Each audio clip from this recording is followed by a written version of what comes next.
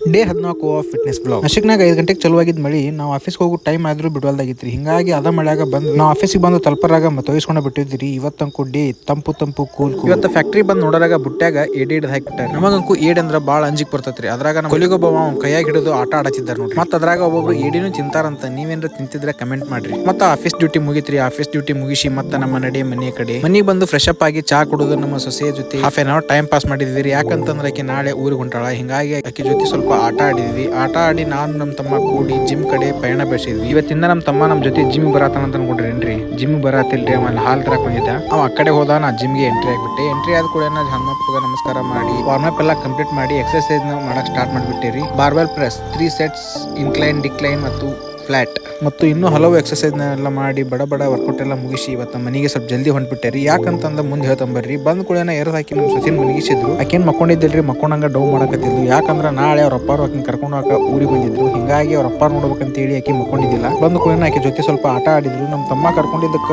ಹತ್ತು ಮತ್ತೆ ಹೊಳ್ಳಿ ಅವ್ರ ಅಪ್ಪನ ಕಡೆನ ಬಂದ್ರು. ಇಷ್ಟು ದಿವಸ ಈಗ ಇದ್ದಿದ್ದಕ್ಕ ನಮ್ಮ ಮನೆ ಫುಲ್ ಗದ್ದಿತ್ರಿ. ಈಗ ಏನ್ರ ನಾಳೆ ಊರು ಹೋದ್ಲಂದ್ರೆ ನಮ್ಮ ಮನೆ ಪೀಸ್ ಆಫ್ ಸೈಲೆನ್ಸ್ ಆಗ್ಬಿಡ್ತೈತಿ. ನಿಮ್ಗೂ ಈ ತರ ಎಕ್ಸ್ಪೀರಿಯನ್ಸ್ ಆಗಿದ್ರೆ ಕಮೆಂಟ್ ಮಾಡ್ರಿ.